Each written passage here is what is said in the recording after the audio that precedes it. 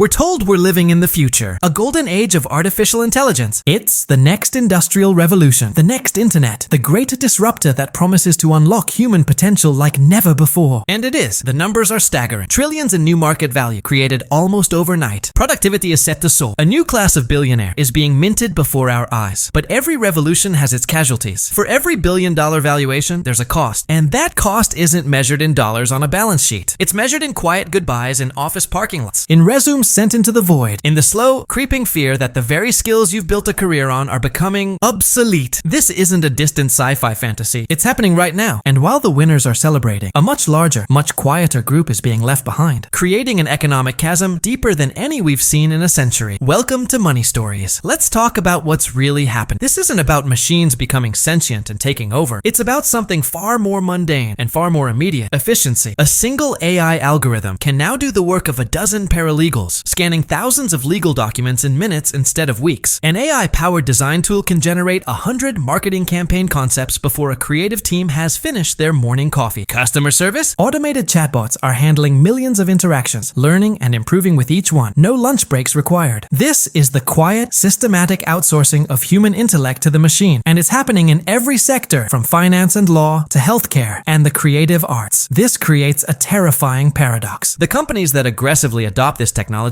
see their profits surge, their stock prices climb, their founders and investors get phenomenally wealthy. But the very source of that wealth, the elimination of repetitive, process-driven, and even creative tasks, is the same thing that is dismantling the backbone of the modern professional workforce. We're not just talking about manufacturing jobs anymore. That wave has already crashed. This new wave is hitting the service sector, the creative class, the junior analysts, the mid-level managers, the copywriters, the translators, the graphic designers, and the financial reporters. These are not low-skill jobs. These are careers that required university degrees, specialized training, and years of accumulated experience, and they are profoundly, undeniably vulnerable to automation. This leads us to the first and most visceral consequence: job displacement. Not job loss in the old sense, where a factory moves overseas. This is fundamentally different. This is the work itself disappearing, the role itself being deleted from the corporate structure. It's not that your job went to someone else. It's that the need for that job has been evaporated by a server farm in another state. The economic modeling is brutal. Studies suggest that automation could disrupt tens of millions of jobs in the US, UK, Canada, and Australia within the next decade. And this time, the safety nets we have might not be enough. What do you retrain a highly specialized content strategist for when the AI can strategize? How do you pivot an entire career that was built on a skill set that is now a standard feature in a $20 a month software subscription? The path forward for displaced workers is murky, uncertain, and fraught with financial peril. And this displacement is not happening equally. It creates a cruel and dramatic polarization of the labor market. On one end, you have a small, highly skilled, and incredibly well-compensated group of winners: the AI architects, the machine learning engineers, the data scientists, the software engineers, and the venture capitalists funding it all. Their value and their compensation are skyrocketing because they are the architects and owners of this new world. On the other end, you have a much larger group facing wage stagnation or outright decline in roles that require a human touch but are often lower paying. And caught in the middle, the traditional white-collar professional is seeing their economic security eroded, not by a recession, but by the relentless, efficient, and cost-effective logic of an algorithm. This brings us to the second, and even more dangerous, outcome: the terrifying acceleration of the wealth gap. This is the real dark side of the AI boom. AI is not just a tool, it's the ultimate capital asset. And who owns the capital? Not the average worker. The gains from AI are flowing overwhelmingly to those who already own the means of production, which in the 21st century is the technology itself. It's shareholder capitalism on digital steroids. If you own significant stock in the big tech companies leading this charge, you are benefiting from this boom. Your investment portfolio is likely hitting new highs. But if your primary or sole source of income is your labor, your paycheck, you are on the wrong side of this economic equation. Your labor is being devalued by the minute, while capital is enjoying historic, unprecedented return. This dynamic is creating a feedback loop where the wealthy can invest more in productivity-boosting AI, which in turn generates more wealth for them, further widening the gap. Think of it this way. For centuries, broad economic growth was a tide that lifted most boats. Productivity gains generally led to higher wages across the board. But AI-driven productivity is fundamentally different. It's a tide that is lifting only the super yachts, while simultaneously pulling the plug on the smaller boats. The link between company profitability and worker prosperity, already weakened over the past few decades, is being severed entirely. The result? A society where a tiny fraction captures nearly all the new wealth generated, while the majority is left to fight for the scraps, facing higher costs of living and greater job insecurity. This isn't just an economic concern. It's a profound threat to the very fabric of social stability and the promise of a fair go that nations like the US, UK, Australia, and Canada are built upon. So,